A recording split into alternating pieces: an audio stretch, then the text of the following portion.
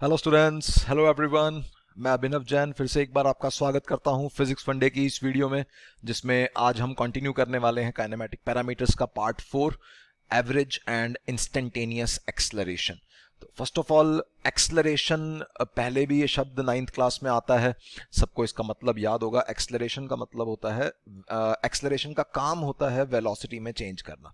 ठीक है, जैसे अपन ने पिछली वीडियो में देखा कि वेलोसिटी मेजर क्या करती है, किस डायरेक्शन में पार्टिकल या ऑब्जेक्ट मूव कर रहा है और कितनी स्पीड से मूव कर रहा है। स्पीड मतलब बस कितनी तेजी से मूव कर रहा है। तो अगर वो स्पीड या वेलोसिटी खुद वक्त के साथ बदल जाए या मोशन के दौरान बदलती रहे, पूरी मोशन के दौरान, तो हम बोल सकते हैं कि वो मोशन एक्सलरेटेड है। तो एक्सलरेशन को हम बहुत डिटेल में mathematically as well as academically समझते हैं इस वीडियो के अंदर। तो let's start acceleration, average and instantaneous acceleration.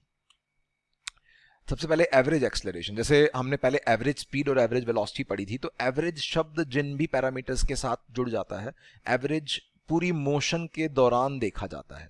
ठीक है, मतलब एक पॉइंट से पार्टिकल स्टार्ट हुआ, किसी दूसरे पॉइंट पे पार्टिकल गया, तो पूरा जो भी पाथ होगा उसका, उस पाथ पे on an average speed is defined as distance upon time, and on an average velocity is defined as displacement upon time. Similarly average acceleration का काम, जैसे मैंने बताया, velocity में चेंज करना है। तो average acceleration की जो definition है, during any motion, किसी भी तरह की motion हो, average acceleration is a vector quantity, arrow लगा हुआ है ऊपर।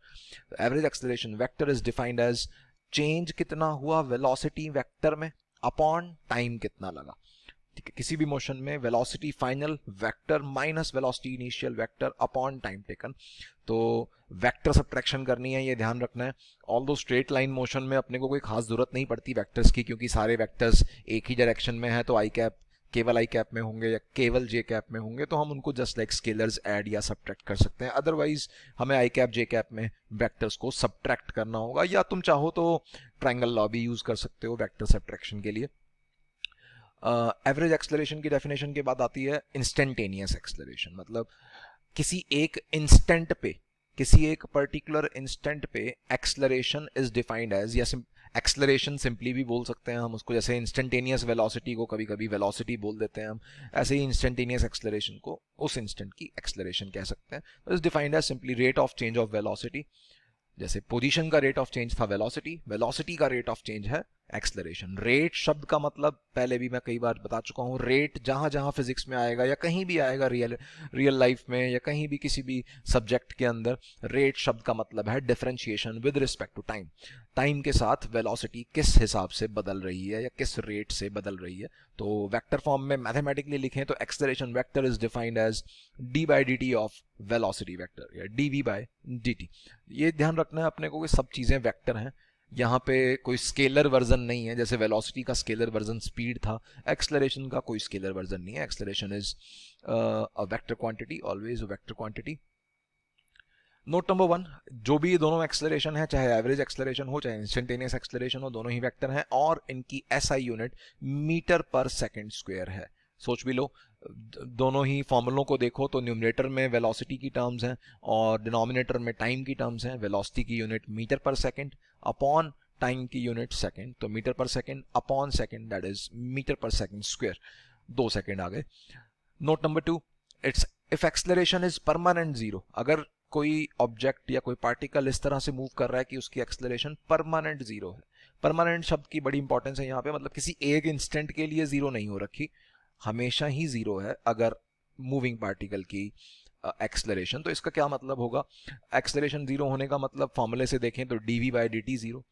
D we by D T zero, याद करो किसी भी चीज की डिफरेंशिएशन कब जीरो हुआ करती थी, डिफरेंशिएशन तभी जीरो होती थी जब वो चीज कांस्टेंट हो। तो इसका मतलब डी बाई डी जीरो होने का मतलब वेलोसिटी कांस्टेंट। वेलोसिटी कांस्टेंट का क्या मतलब हुआ, वेलोसिटी वेक्टर है, यहाँ पे स्पीड की बात नहीं चल रही, वेलोसिटी की बात चल रही है। वेलोसिटी कांस्टेंट होने का मतलब हुआ उसकी डायरेक्शन भी कांस्टेंट और उसका मैग्नीट्यूड भी कांस्टेंट। वेलोसिटी के मैग्नीट्यूड को तो अपन स्पीड कहते थे, मतलब पार्टिकल कांस्टेंट स्पीड से चलेगा और एक ही डायरेक्शन में चलेगा, मतलब motion with uniform speed along a straight line. अगर ऐसा हो रहा है तो उस केस में एक्सेलरेशन जीरो होगी, या वाइस वर्सा, एक्सेलरेशन अगर जीरो हुई तो मोशन विद यूनिफॉर्म स्पीड होगी, अलोंग स्ट्रेट लाइन होगी, या परमानेंट स्टेट ऑफ रेस्ट भी हो सकती है। कोई पार्टिकल मूव ही नहीं कर रहा, बैठा ही है, तो उसकी वेलोसिटी परमानेंट जीरो है, उसकी वेलोसिटी का रेट ऑफ चेंज भी परमानेंट जीरो है। तो velocity as well as acceleration as well as displacement, सब चीजें ही एक रेस्ट में बैठे हुए पार्टिकल के लिए तो जीरो होंगी। ठीक है, आगे बढ़ते हैं। Note number 3, average acceleration vector की जो डायरेक्शन है वो हमेशा चेंज इन वेलोसिटी की डायरेक्शन में होगी। मतलब एवरेज एक्सेलरेशन के वेक्टर की डायरेक्शन का मोशन की डायरेक्शन से कोई लेना देना नहीं है। एवरेज एक्सेलरेशन की डायरेक्शन को मतलब है वेलोसिटी में कितना चेंज हुआ, उसकी डायरेक्शन, चेंज इन वेलोसिटी की डायरेक्शन। मतलब सारा काम मैथमेटिक्स का है, हमें इसको कुछ इमेजिन नहीं करना। बाकी हाँ, हम थोड़ी बहुत फील लेने की कोशिश करेंगे इस चीज़ की कि वेलोसिटी किस डायरेक्शन में चेंज हो रही है और एवरेज एक्सेलरेशन किस डायरेक्शन में निकल के आ रही है। इसको हम थोड़ा एग्जाम्पल्स में, सॉल्व इलस्ट्रेशंस के अंदर हम इसको देखेंगे। अभी के लिए ये बात याद रखनी है। ऐसा क्यों? फॉर्मूले से मैंने बोला है। एवरेज एक्सेलरेशन का फॉर्मूला क्या है? एवरेज एक्सेलरेशन का फॉर्मूला है delta we by delta T, change in velocity upon time taken. तो डेल्टा टी की तो अपने आप में कोई डायरेक्शन होती नहीं, तो न्यूमरेटर की जो डायरेक्शन होगी डेल्टा वी की, वही डायरेक्शन एवरेज एक्सेलरेशन की भी हो जाएगी। बेसिक बातें वेक्टर्स की। नोट नंबर 4, एक्सेलरेशन वेक्टर जो है, मतलब instantaneous acceleration vector, in general can be defined can be in any direction and is the cause of any change in velocity। ठीक है, किसी भी डायरेक्शन में हो सकता है एक्सेलरेशन वेक्टर। कोई भी एक पार्टिकल अगर चल रहा है v वेलोसिटी से किसी भी डायरेक्शन में, तो एक्सेलरेशन हो सकता है वेलोसिटी के अलोंग हो सकता है वेलोसिटी के ऑपोजिट हो, या हो सकता है किसी और डायरेक्शन में हो। अब ये जो बातें हैं, अब सोच के देखो, एक्सेलरेशन का काम क्या है? एक्सेलरेशन का काम है वेलोसिटी में डायरेक्शन में भी चेंजेस लाना, मैग्नीट्यूड में भी चेंजेस लाना।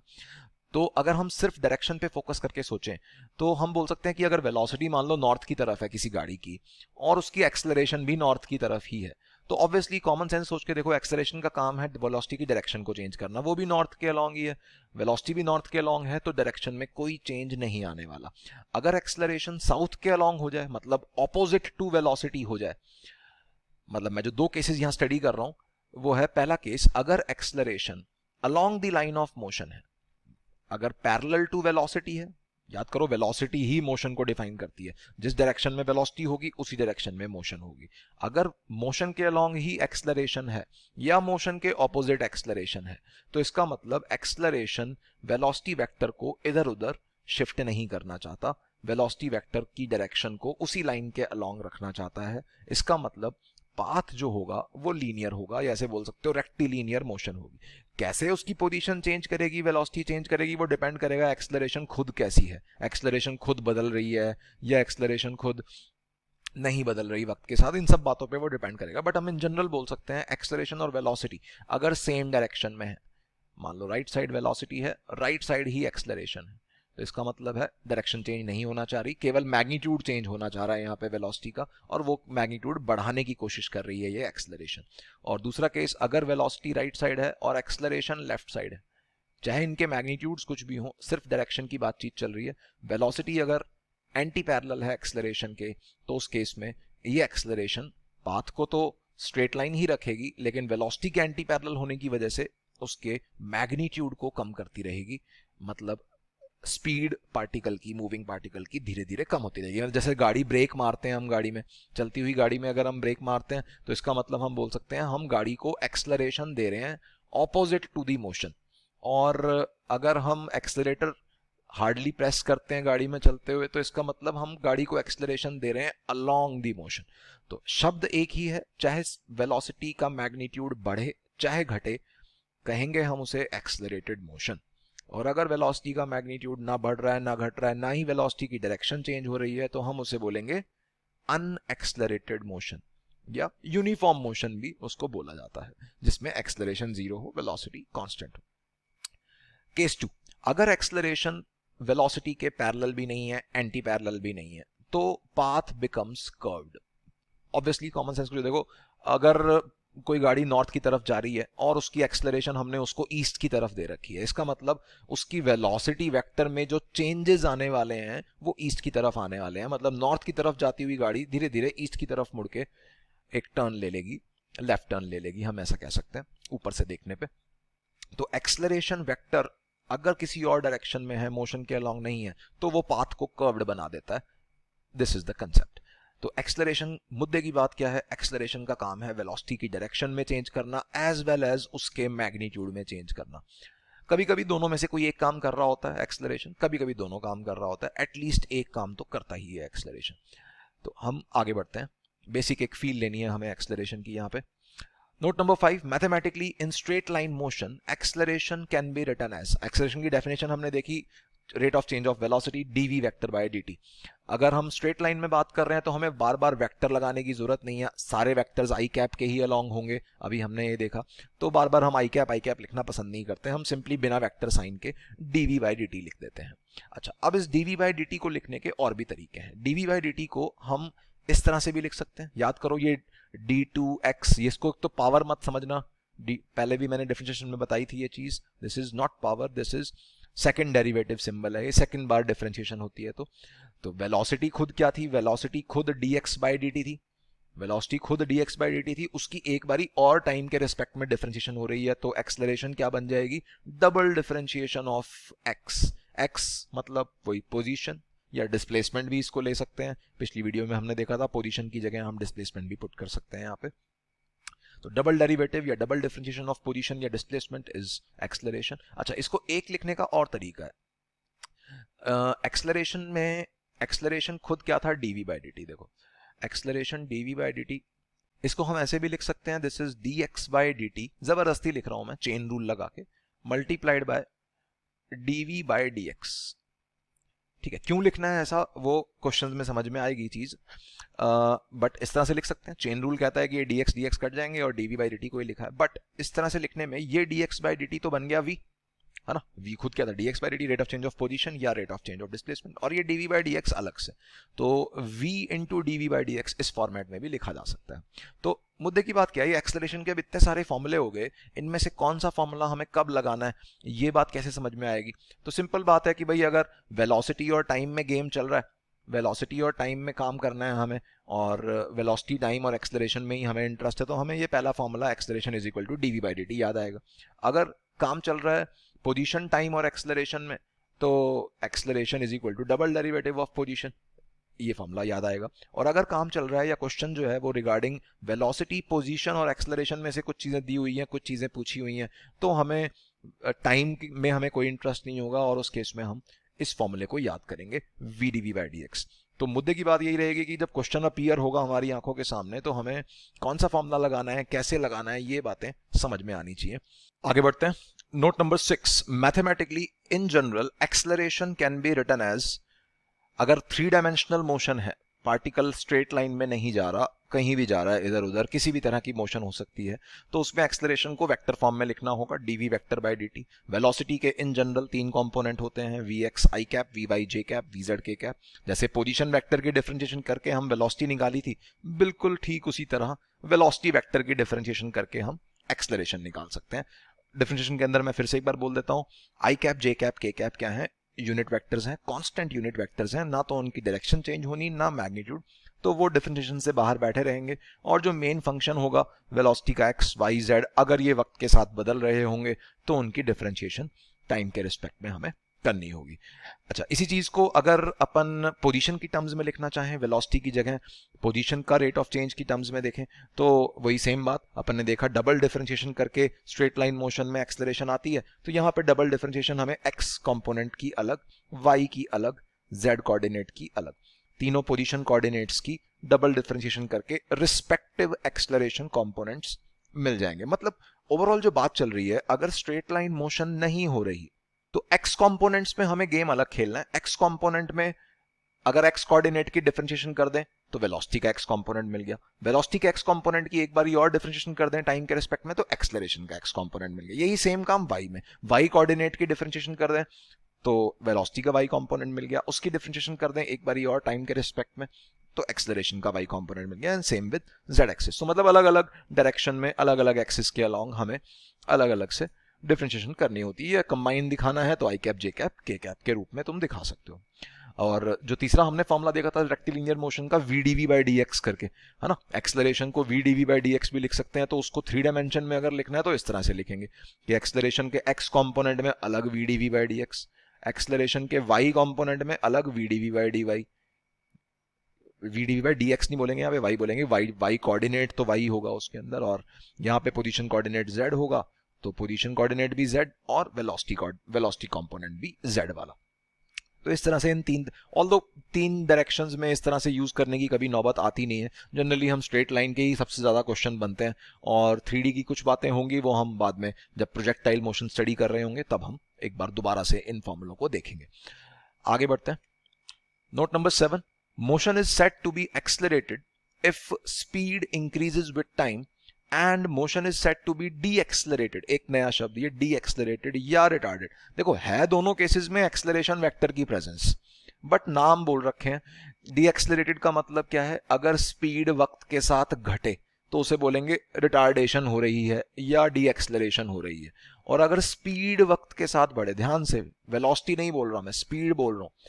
स्पीड क्या था, स्पीड था वेलोसिटी का मैग्नीट्यूड। मतलब इन दोनों शब्दों का लेना देना, एक्सलरेशन और रिटार्डेशन, इन दोनों शब्दों का लेना देना सिर्फ और सिर्फ स्पीड के मैग्नीट्यूड से है, ना कि वेलोसिटी के, या सॉरी वेलोसिटी के मैग्नीट्यूड से है, ना कि उसकी डायरेक्शन से। तो अगर हम सिर्फ अभी के लिए थोड़ी देर के लिए सिर्फ स्ट्रेट लाइन की बात करें, स्ट्रेट लाइन मोशन है, अगर रेक्टिलिनियर मोशन है, तो उसके अंदर अब हो सकता है वेलोसिटी पॉजिटिव एक्स एक्सिस के अलोंग हो, एक्सलरेशन नेगेटिव एक्स एक्सिस के अलोंग हो सकता है दोनों ही पॉजिटिव एक्स एक्सिस के अलोंग हो। एक्स एक्सिस में किसे बोल रहा हूँ, जिस लाइन के अलोंग मोशन चल रही है, ठीक है। मान लो इस लाइन के अलोंग मोशन चल रही है, तो राइट साइड के अलोंग अगर मोशन है तो इसी डायरेक्शन को मैं थोड़ी देर के लिए एक्स एक्सिस बोल देता हूँ। राइट साइड की डायरेक्शन हो जाएगी पॉजिटिव, लेफ्ट साइड की डायरेक्शन हो जाएगी नेगेटिव, ठीक है। तो अगर ऐसा है, या एक्स एक्सिस तो तुम कहीं भी मान सकते हो, राइट को भी नेगेटिव मान सकते हो, लेफ्ट को पॉजिटिव मान सकते हो। तो इन जनरल हम सारे केसेस एक एक करके स्टडी कर लेते हैं इसमें कि क्या होगा, किस केस में एक्सलरेशन होगी, किस केस में रिटार्डेशन होगी, साइंस क्या रिप्रेजेंट करते हैं वेलोसिटी और एक्सलरेशन के। तो ध्यान से, इस टेबल को इकट्ठा रटना नहीं है, ध्यान से समझो, बहुत ही इजी सी बात है। अगर वेलोसिटी भी पॉजिटिव डायरेक्शन में है और एक्सलरेशन भी पॉजिटिव डायरेक्शन में, पॉजिटिव डायरेक्शन कौन सी है, जो तुम पसंद करो। हमेशा हम किसी भी क्वेश्चन को करने के लिए, अब कोई गाड़ी चल रही है किसी एक पर्टिकुलर डायरेक्शन में, तो उसकी मोशन का एनालिसिस करने के लिए हम X axis, Y axis, Z axis imagine कर सकते हैं, ठीक है। अब तुमने किसको एक्स एक्सिस माना ये तुम्हारी इच्छा है, बट जो भी तुम मैथमेटिकल कैलकुलेशन करोगे वो सारे उसी एक्स एक्सिस के हिसाब से होंगे। थोड़ी देर के लिए अपन मान लेते हैं कि मोशन राइट साइड हो रही है, मोशन राइट साइड हो रही है, वेलोसिटी और एक्स एक्सिस जो है वो भी अपनी राइट साइड है। तो अगर एक्स एक्सिस भी राइट साइड है, वेलोसिटी का साइन पॉजिटिव है, एक्सलरेशन भी मान लेते हैं पॉजिटिव है, मतलब पॉजिटिव राइट साइड में ही है, पॉजिटिव एक्स एक्सिस के अलोंग, तो इसका वेलोसिटी पे क्या इफेक्ट पड़ेगा। वेलोसिटी अभी अगर 2 मीटर पर सेकंड की है तो थोड़ी देर बाद 3 मीटर पर सेकंड की हो जाएगी, क्योंकि एक्सलरेशन क्या है, dv बाई dt। इस फॉर्मूले से सोचो, एक्सलरेशन dv बाई dt है। वेक्टर्स को थोड़ी देर के लिए भूल जाओ, स्ट्रेट लाइन की हम बात कर रहे हैं। अगर याद करो इंक्रीजिंग डिक्रीजिंग फंक्शन मैंने डिफरेंशिएशन में बताया था कि अगर dy बाई dx में x के बढ़ने के साथ अगर y बढ़े तो उसे बोलते हैं इंक्रीजिंग फंक्शन, और उस केस में dy बाई dx पॉजिटिव होता है। तो यहाँ पे y और x तो नहीं है, यहाँ v और t है। तो dv बाई dt अगर पॉजिटिव हुआ, जो कि यहाँ है, dv बाई dt अगर पॉजिटिव हुआ तो इसका मतलब है वक्त के साथ v बढ़ेगा, मतलब वेलोसिटी बढ़ेगी। तो पहले तो यही चेक कर लो, इस लिस्ट को, इस पूरी लिस्ट को चेक करके देखो कि यहाँ पे एक्सलरेशन का साइन पॉजिटिव है, मतलब dv बाई dt पॉजिटिव है, मतलब वक्त के साथ वेलोसिटी बढ़ेगी, सही बात है। एक्सलरेशन का साइन नेगेटिव है अगले केस में, तो वेलोसिटी घटेगी। अगले केस में एक्सलरेशन का साइन पॉजिटिव है तो वेलोसिटी बढ़ेगी, अगले केस में एक्सलरेशन का साइन नेगेटिव है तो वेलोसिटी घटेगी। तो वेलोसिटी के ऊपर क्या इफेक्ट पड़ेगा, इस बात से तो हमें कोई मतलब ही नहीं है, ये तो बहुत ही आसान चीज है, क्योंकि वेलोसिटी चाहे इंक्रीज हो चाहे डिक्रीज हो, उसके बेसिस पे हम एक्सलरेशन और रिटार्डेशन शब्द यूज नहीं करते हैं। एक्सलरेशन और रिटार्डेशन शब्द का लेना देना स्पीड से है, कि व्हीकल, मूविंग व्हीकल या मूविंग पार्टिकल और तेजी से भागना शुरू कर रहा है या धीमे होते जा रहा है, इस बात को समझना है हमें, दैट इज स्पीड। अब स्पीड, वेलोसिटी खुद पॉजिटिव है और वो बढ़ने वाली है, मतलब +2 से +3 से +4 इस तरह से अगर वेलोसिटी वेरी करेगी तो उसका मैग्नीट्यूड भी 2 से 3 से 4, कॉमन सेंस है, ऑब्वियस है। तो स्पीड बढ़ेगी, वेलोसिटी के मैग्नीट्यूड को ही स्पीड कहते हैं, मतलब एक्सेलरेटेड होगी मोशन। अगले केस में देखो, वेलोसिटी पॉजिटिव है, वेलोसिटी घटने वाली है। पॉजिटिव में कोई नंबर अगर घटेगा मतलब 5 से 4 से 3 इस तरह से आएगा, 5 से 4 से 3 आएगा तो उसका मैग्नीट्यूड भी 5 से 4 से 3 आएगा, मतलब स्पीड घटेगी। ये कौन सी होगी? रिटार्डेड मोशन या रिटार्डेशन बोल सकते हैं इस प्रोसेस को। अगले केस में देखो, वेलोसिटी नेगेटिव है, इफेक्ट ऑन वेलोसिटी इंक्रीजिंग है, तो नेगेटिव में कोई चीज बढ़ रही है। इसका मतलब क्या हुआ? -5 से -4 से -3 ये बढ़ते हुए ऑर्डर है। -5 से -4 से -3 वेलोसिटी आ रही होगी तो उसका मैग्नीट्यूड माने स्पीड तो घट गई ना, क्योंकि मैग्नीट्यूड में तो माइनस साइन का कोई रोल ही नहीं है। अगर स्पीड वेलोसिटी बढ़ते बढ़ते -5 से -4 से -3 आ रही है तो स्पीड तो 5 से 4 से 3 ही आ रही है, तो स्पीड घट गई। स्पीड घट गई मतलब ये जो तीसरा केस है इसमें भी रिटार्डेशन हो रही है। कई बच्चे क्या करते हैं, इसमें रट लेते हैं कि एक्सेलरेशन पॉजिटिव का मतलब स्पीड बढ़ेगी, एक्सेलरेशन नेगेटिव का मतलब स्पीड घटेगी। ऐसा कुछ नहीं है। एक्सेलरेशन यहां देखो पॉजिटिव है और स्पीड घट रही है, ऐसा भी हो सकता है। ऐसा कब होगा? अगर तुमने मोशन की डायरेक्शन को पॉजिटिव नहीं ले रखा, उल्टी दिशा में पॉजिटिव डायरेक्शन मान रखी है, क्योंकि वेलोसिटी का खुद का साइन ही नेगेटिव है अगर, तो उल्टा हो जाएगा। मैथमेटिकली समझना है अपने को। लास्ट केस और देख लो एक बारी। अगले केस में वेलोसिटी नेगेटिव है और घट रही है। वेलोसिटी नेगेटिव में घट रही है मतलब -5 से -6 से -7 जा रही होगी, जिसमें मैग्नीट्यूड 5 to 6 to 7 जा रहा होगा, जो कि बढ़ रहा है, मतलब स्पीड बढ़ रही है। स्पीड बढ़ रही है मतलब मोशन इज एक्सेलरेटेड। तो आई होप ये शब्द क्लियर होंगे। सिंपल लैंग्वेज में अगर इस पूरी टेबल को तुम्हें रट्टा नहीं मारना तो सिंपली ऐसे बोल सकते हो कि अगर वेलोसिटी और एक्सेलरेशन दोनों पैरेलल हैं, अगर ये दोनों पैरेलल हैं तो इसका मतलब है स्पीड बढ़ेगी। और अगर वेलोसिटी और एक्सेलरेशन एंटी पैरेलल हैं, अगर ये ऑपोजिट डायरेक्शन में है तो इसका मतलब है स्पीड घटेगी। इस तरह से तुम याद रख सकते हो इस पूरी टेबल को। एक्सेलरेशन वेलोसिटी का साथ निभा रहा है या उसके ऑपोजिट है, इस बात पे डिपेंड करेगा एक्सेलरेशन हो रही है या रिटार्डेशन हो रही है, स्पीड बढ़ रही है या घट रही है। ये होप क्लियर होगा सबको, डाउट नहीं होना चाहिए इसमें। बड़ी इंपॉर्टेंट चीज है, बहुत बच्चों के इस बेसिस पे नंबर, इस बात पे नंबर बहुत कटते हैं, मैंने देखा, कंफ्यूजन हमेशा रहता है। तो अगर नहीं समझ में आया एक बार दोबारा से रिवाइंड करो और वीडियो को दोबारा से एक बार इस पार्ट को दोबारा से एक बार देखने की कोशिश करो। आगे बढ़ रहा हूं मैं।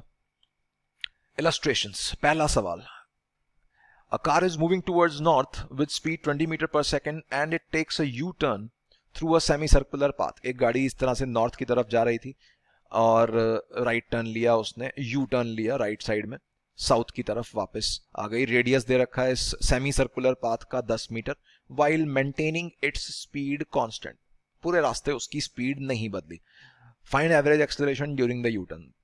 तो सबसे पहले चीज, मैक्सिमम बच्चे अब यहाँ पे ये सोचते हैं कि सर जी स्पीड तो कांस्टेंट ही है, स्पीड कांस्टेंट है तो काहे की एक्सेलरेशन? तो ऐसा कुछ नहीं है। एक्सेलरेशन का लेना देना स्पीड से नहीं है, एक्सेलरेशन का लेना देना वेलोसिटी से है। Rate of change of velocity is called as acceleration, not the rate of change of speed. तो क्या यहाँ वेलोसिटी चेंज हो रही है? ध्यान से देखो, जब गाड़ी ए पॉइंट तक नहीं पहुंची थी तो उसकी वेलोसिटी नॉर्थ की तरफ थी, और जब गाड़ी बी पॉइंट पे पहुंचने वाली है या पहुंच चुकी है तो उसकी वेलोसिटी डाउनवर्ड मतलब साउथ की तरफ है। तो वेलोसिटी में तो चेंज हुआ, और पूरे रास्ते देखो धीरे धीरे वेलोसिटी रास्ते में ऐसे भी हुई होगी, ऐसे भी हुई होगी। वेलोसिटी की डायरेक्शन तो पूरे रास्ते बदल रही है, मैग्नीट्यूड नहीं बदल रहा, स्पीड नहीं बदल रही, बट डायरेक्शन बदल रही है, तो इसका मतलब एक्सेलरेशन है। एक्सेलरेशन के नाम पे इन्होंने किसी इंस्टेंट पे एक्सेलरेशन नहीं पूछी, वो सर्कुलर मोशन का सवाल हो जाएगा। सिर्फ एवरेज एक्सेलरेशन पूछी है। तो एवरेज एक्सेलरेशन का formula, definition, average acceleration is final velocity minus initial velocity upon time taken, delta we by delta T. अब सोचो फाइनल वेलोसिटी, फाइनल वेलोसिटी अंग्रेजी में बोले तो कैसी है? 20 मीटर पर सेकेंड टूवर्ड्स साउथ। अब माइनस कर रहे हैं हमें वेक्टर्स, तो आई कैप जे कैप का सारा लेना होगा। तो थोड़ी देर के लिए मान लेते हैं ये नॉर्थ जो है, लेट ये अपनी वाई एक्सिस है, और ये साउथ जो है मान लेते हैं ये नेगेटिव वाई एक्सिस है ना। ऑब्वियसली ऊपर की तरफ अगर नॉर्थ की तरफ वाई एक्सिस है तो ये नेगेटिव वाई एक्सिस हो जाएगी, ये पॉजिटिव वाई एक्सिस हो जाएगी। तो फाइनल वेलोसिटी इसकी साउथ की तरफ है 20 मीटर पर सेकंड, स्पीड चेंज हुई नहीं, मैग्नीट्यूड 20 है, डायरेक्शन माइनस जे कैप। तो फाइनल वेलोसिटी हो गई -20 जे कैप, माइनस इनिशियल वेलोसिटी इसकी नॉर्थ की तरफ थी गाड़ी की 20 मीटर पर सेकंड मतलब 20 जे कैप, अपॉन टाइम कितना लगा होगा।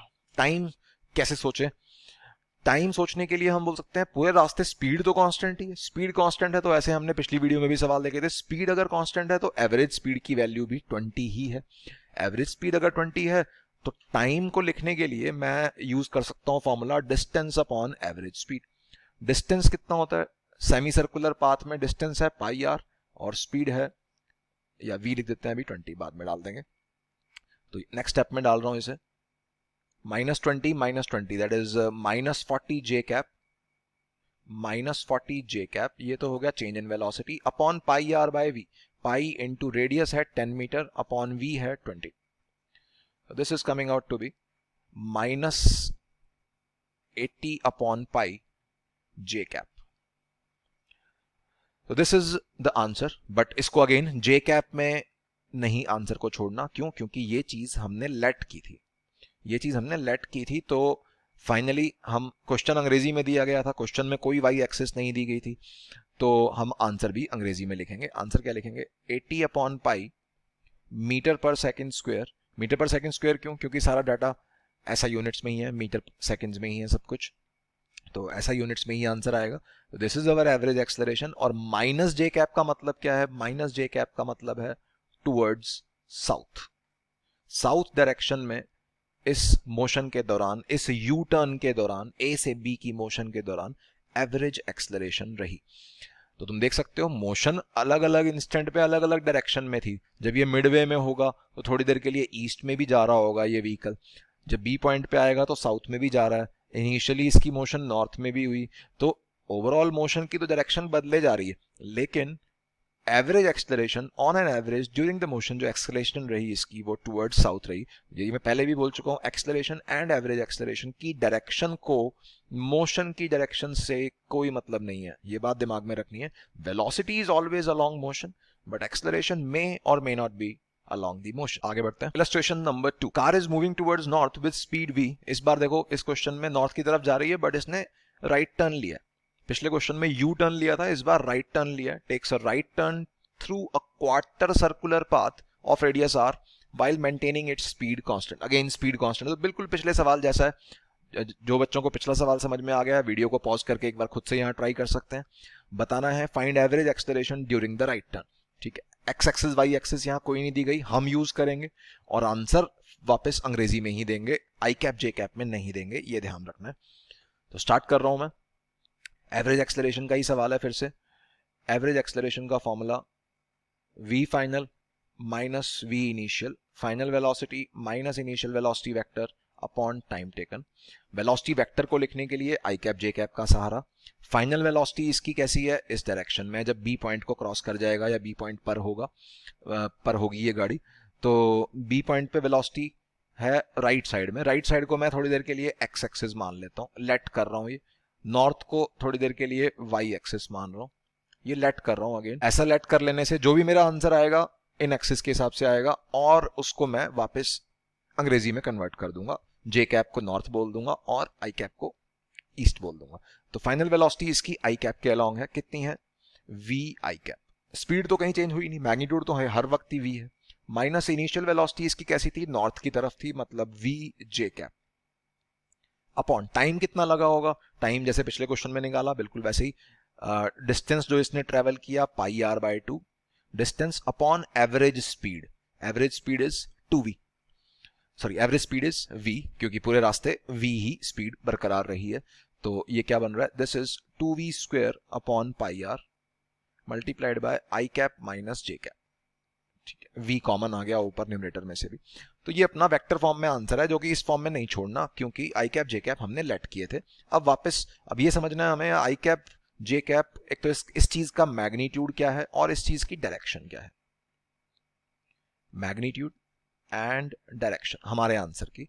तो मैग्नीट्यूड इसका 2v square by pi R multiplied by I cap minus J cap का मैग्नीट्यूड कितना होगा, रूट ऑफ 1 स्क्वायर, यहाँ पे 1 लिखा हुआ है, यहाँ भी 1 लिखा हुआ है, आई कैप जे कैप दोनों के ही कॉफिशिएंट्स 1 1 है, तो root of 1 square plus 1 square मतलब 2√2 हो गया ये।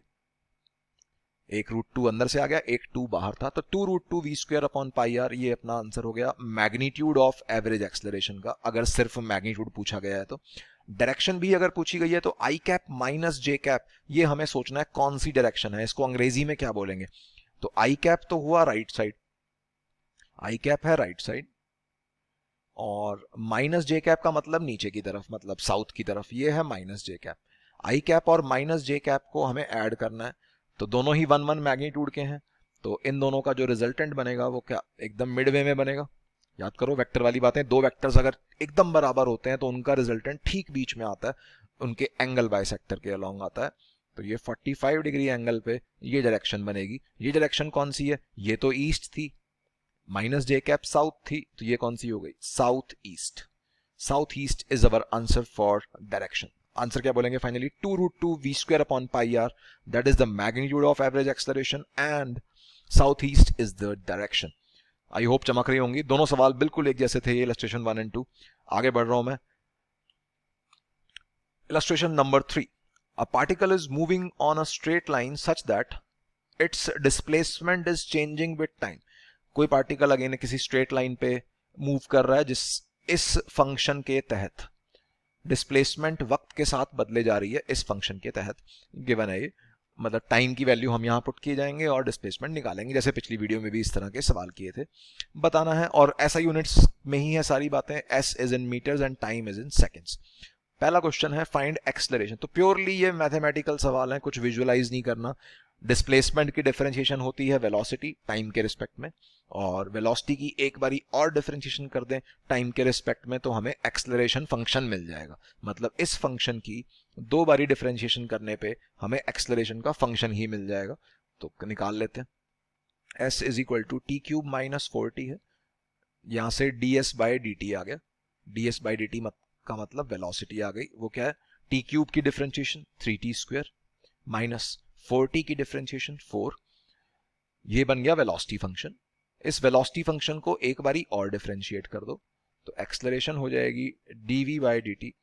अब इस फंक्शन पे वैल्यू अभी नहीं पुट करनी, वैल्यू पुट करके कभी डिफरेंशिएशन नहीं करनी, क्यों, क्योंकि फंक्शन को डिफरेंशिएट करना होता है हमें, ना कि किसी एक पर्टिकुलर वैल्यू को। पर्टिकुलर वैल्यू की तो वैसे भी सोच के देखो डिफरेंशिएशन हमेशा ही 0 आएगी।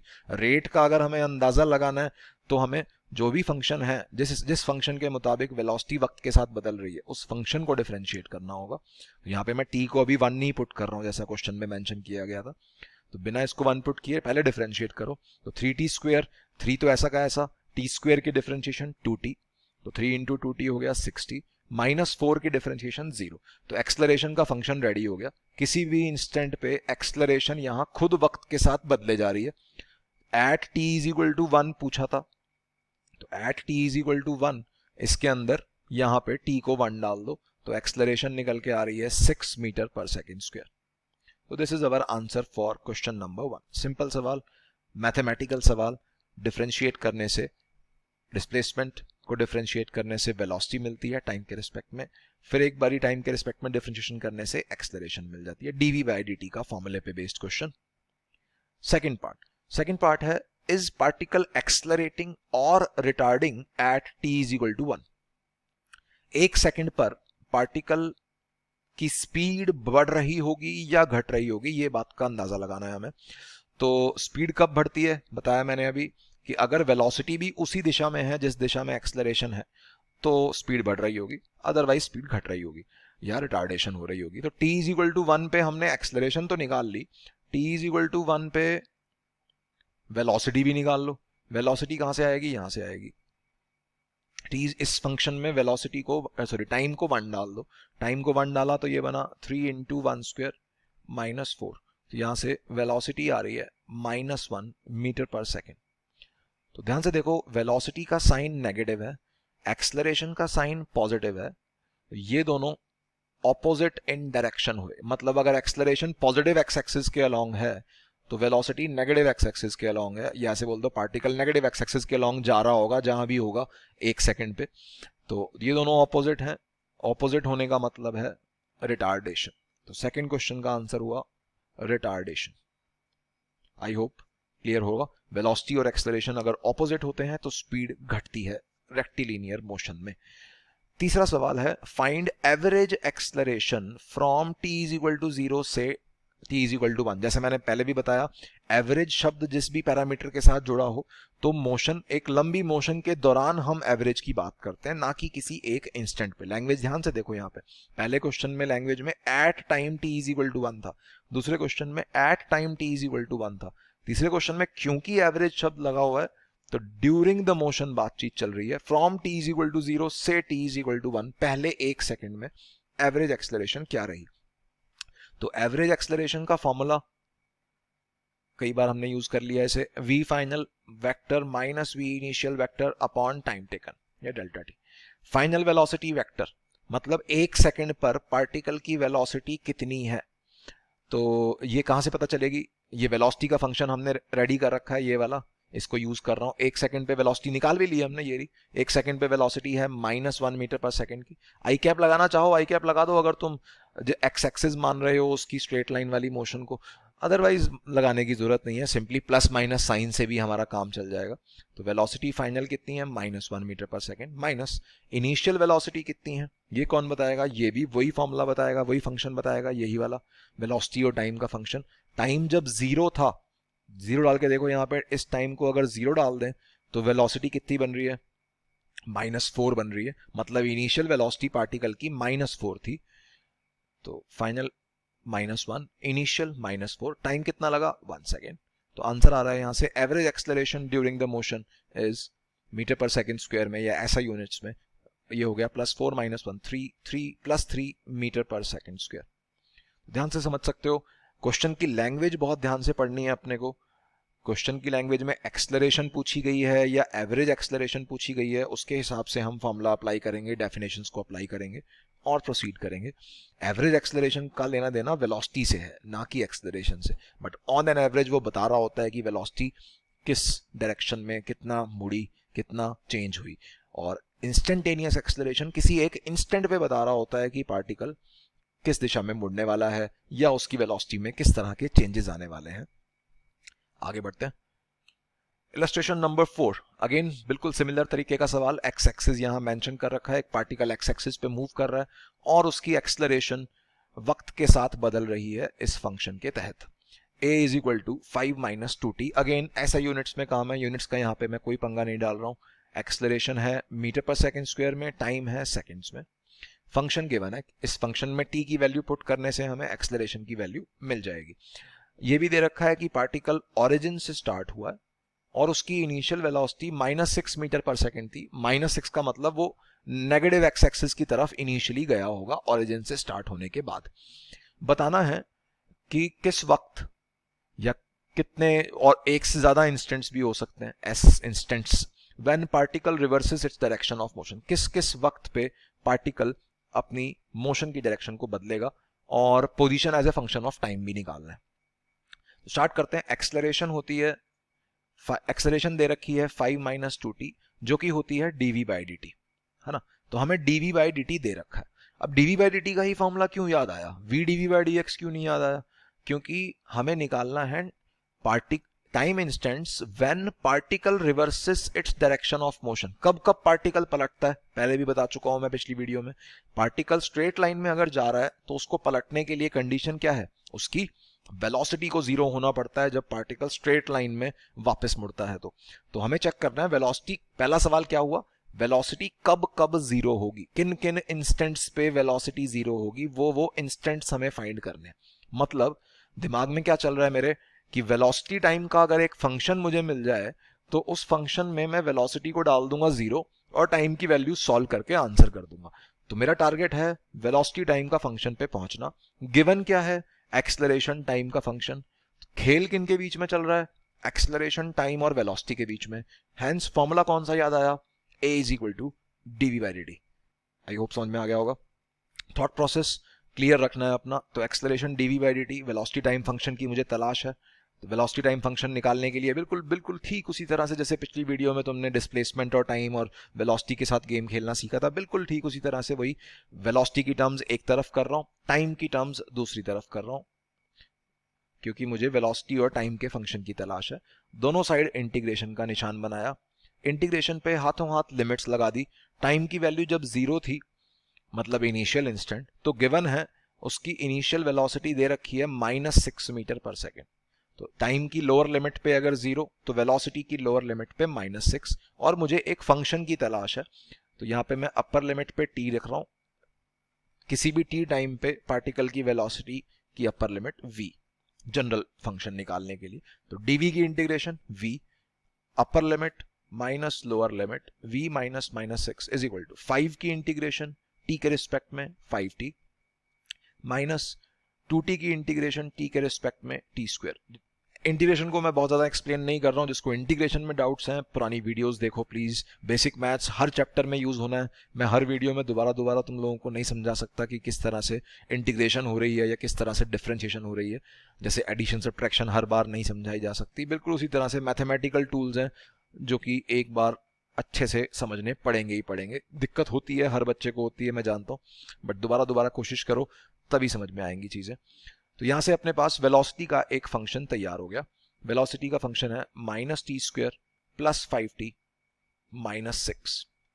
ये एक ऐसा फंक्शन तैयार हो गया जिसके अंदर हम टाइम की वैल्यू पुट करेंगे तो हमें वेलोसिटी की वैल्यू सॉल्व होके आ जाएगी। ठीक है, अब पूछा गया था कि पार्टिकल कब कब पलट रहा है, कब कब पलटेगा particle. When particle reverses, first part चल रहा है अपना। तो व्हेन पार्टिकल कब रिवर्स होता है, जब उसकी वेलोसिटी 0 हो या स्पीड 0 हो। वेलोसिटी 0 होने का मतलब है ये t² minus 5t plus 6 is equal to 0। एक माइनस मैंने कॉमन निकाल के 0 में भेज दिया, तो ये क्वाड्रेटिक फंक्शन बन गया। क्वाड्रेटिक और फैक्टर्स भी सुंदर है, 2 और 3। तो t-2 एंड t-3 का प्रोडक्ट इज इक्वल टू 0। तो इसका मतलब t is equal to 2 second पे या t is equal to 3 second. दो आंसर आए हैं हमारे, दोनों ही सही हैं क्योंकि कोई नेगेटिव आंसर तो आया नहीं। मतलब 2 सेकेंड पे पार्टिकल जहां कहीं भी होगा वो पलट रहा होगा, 3 सेकेंड पे पार्टिकल जहां कहीं भी होगा वो पलट रहा होगा। These are our answers for question number 1। अब वो कहां होगा, किस इंस्टेंट पे वो कहां पाया जाएगा, उसके लिए हमें position as a function of time चाहिए, जो कि सेकंड क्वेश्चन है। फर्स्ट पार्ट अपना हो गया। Position as a function of time कैसे मिलेगा, आधा पार्ट हम कर चुके हैं। Velocity as a function of time हम निकाल चुके हैं। ठीक है, तो अब position as a function of time निकालना है तो हम वेलोसिटी को क्या लिखेंगे, dx/dt। अगेन खेल वही चल रहा है, v और t का फंक्शन आ चुका है, हमें x की तलाश है, तो हम स्टार्ट करेंगे v is equal to dx/dt से। सेकंड पार्ट क्वेश्चन का, v x और t में गेम चल रहा है, vt फंक्शन आ चुका है, xt फंक्शन की तलाश है। vt फंक्शन था -t² plus 5t minus 6, check कर लेते हैं एक बार, ये था ना -t² प्लस 5t माइनस 6, ये था v is equal to dx/dt। x और t में इक्वेशन कन्वर्ट हो गई। अब x की टर्म्स एक तरफ, टाइम की टर्म्स दूसरी तरफ, तो -t² plus 5t minus 6 whole into dt।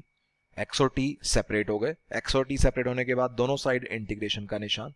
जब टाइम की वैल्यू 0 थी लोअर लिमिट पे, तो x की वैल्यू भी 0 थी, ये दे रखा है क्वेश्चन में। इनिशियली पार्टिकल ओरिजिन से स्टार्ट हुआ है, ओरिजिन माने x इज इक्वल टू 0 से स्टार्ट हुआ है, और जब टाइम t होगा, कुछ भी होगा t, तो उस वक्त पोजीशन कुछ भी होगी x। हमें वही फंक्शन चाहिए x और t के बीच में। तो x minus 0 is equal to t² की इंटीग्रेशन t³ माइनस साइन ऐसा का ऐसा, या प्लस था सॉरी, प्लस 5t में 5 ऐसा का ऐसा, t की integration t⁻1 + 1 upon 1 + 1 that is t²/2 minus 6 ऐसा का ऐसा, 1 की इंटीग्रेशन t, लोअर लिमिट पे 0 अपर लिमिट पे t। लिमिट अब लगाते हैं, तो ये लोअर लिमिट पे तो पूरा एक्सप्रेशन ही खत्म हो जाएगा, यहाँ t³ भी 0 हो जाएगा, t² भी 0 हो जाएगा, t भी 0 हो जाएगा, तो सिर्फ अपर लिमिट्स ही बचेंगी। तो अगली लाइन में आंसर लिख रहा हूँ, x is equal to -t³ plus 5t²/2 minus 6t। किसी भी t टाइम पे पार्टिकल की जो पोजीशन है वो इस तरह से रिप्रेजेंट की जा सकती है। t इज इक्वल टू 0 पे तो 0 दिख ही रहा है पूरा एक्सप्रेशन। अदरवाइज जैसे 2 सेकंड पे हमने देखा पार्टिकल पलट रहा है, तो यहाँ पे t को 2 डाल के उसकी पोजीशन भी पता लगाई जा सकती है कि पार्टिकल कहाँ पलट रहा है।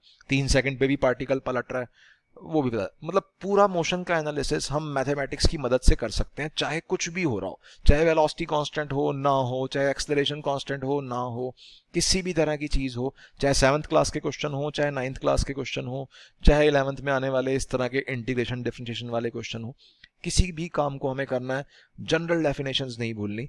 Velocity is dx by dt, acceleration is dv by dt, और मैथमेटिक्स यूज करनी है। डिफरेंशिएशन इंटीग्रेशन के काफी सवाल बनते हैं इस तरह के। आगे बढ़ते हैं, लास्ट सवाल इस वीडियो का, इलस्ट्रेशन नंबर 5।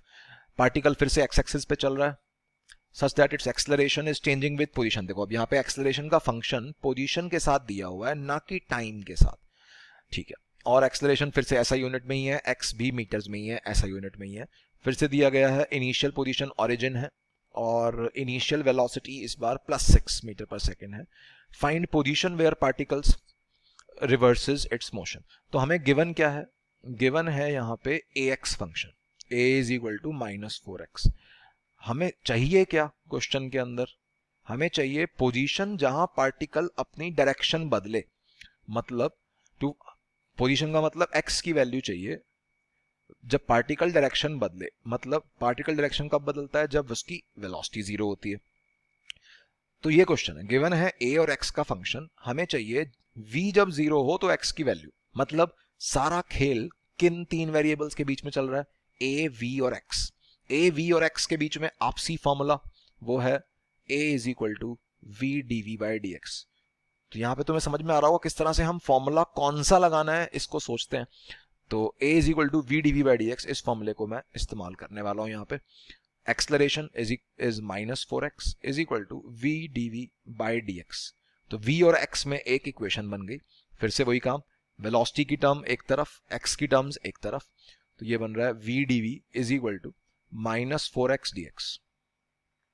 इंटीग्रेशन का निशान दोनों साइड्स। अच्छा, अब इंटीग्रेशन की लिमिट्स लगाने के लिए डाटा दे रखा है कि इनिशियली पार्टिकल ओरिजिन पे था और उसकी वेलोसिटी +6 थी। मतलब जब x की लोअर लिमिट 0 थी ओरिजिन के नाम पे, तो वेलोसिटी की लोअर लिमिट +6 थी।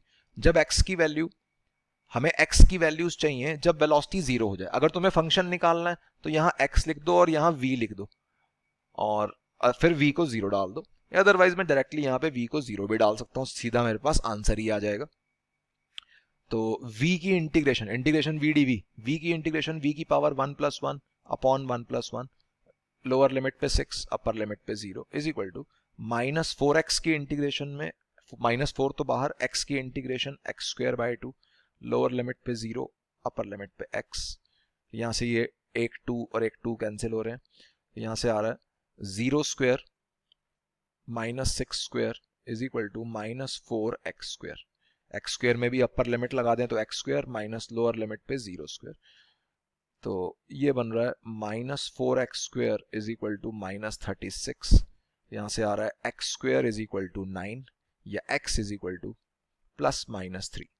जब particle x equal to +-3 metre पे होगा, +3 मीटर पे या -3 मीटर पे, तो उसकी वेलोसिटी 0 हो रखी होगी और पार्टिकल पलट रहा होगा। दोनों ही आंसर सही हैं। पार्टिकल +3 -3 कहीं भी जा सकता है ओरिजिन से स्टार्ट होके, ठीक है। बाकी पूरी मोशन का एनालिसिस अभी नहीं कर रहे हैं हम, कि और वक्त के साथ पोजीशन कैसे बदल रही होगी, वक्त के साथ वेलोसिटी कैसे बदल रही होगी। एक्चुअल में अगर इस क्वेश्चन की बात की जाए तो आने वाले चैप्टर्स में एक चैप्टर आता है SHM करके, उसका एक बेसिक थ्योरी बेस्ड क्वेश्चन है, जो कि उसकी थ्योरी हमने नहीं पढ़ी, तो हम पूरा उस मोशन का एनालिसिस नहीं कर रहे हैं। सिर्फ और सिर्फ यहाँ पे जितनी हमने बातें अभी काइनेमैटिक्स में सीखी हैं उनको यूज करना सीख रहे हैं यहाँ पे, ठीक है। बाकी और डिटेल्स इस मोशन की, इस क्वेश्चन में जो मोशन हो रही है उस चैप्टर में देखेंगे हम। तो आई होप ये चीज़ें क्लियर हो रही होंगी। थोड़ा टफ लग रहा होगा बच्चों को क्योंकि ये डिफरेंशिएशन इंटीग्रेशन नई चीज़ें हैं, तो मेरी यही सजेशन रहेगी कि दोबारा तुम बेसिक मैथ्स वाली वीडियो देखो। इंटीग्रेशन और डिफरेंशिएशन पे अगर तुम्हारी स्ट्रॉन्ग कमांड हो गई, और वेक्टर्स पे, इन तीन चीज़ों पे अगर तुम्हारी स्ट्रॉन्ग कमांड हो गई, तो फिजिक्स बेहद आसान हो जाएगी सभी के लिए। Okay, bye bye, take care. जिसने अभी तक सब्सक्राइब नहीं किया है सब्सक्राइब करो, वीडियो पसंद आई है तो लाइक करो। Bye bye.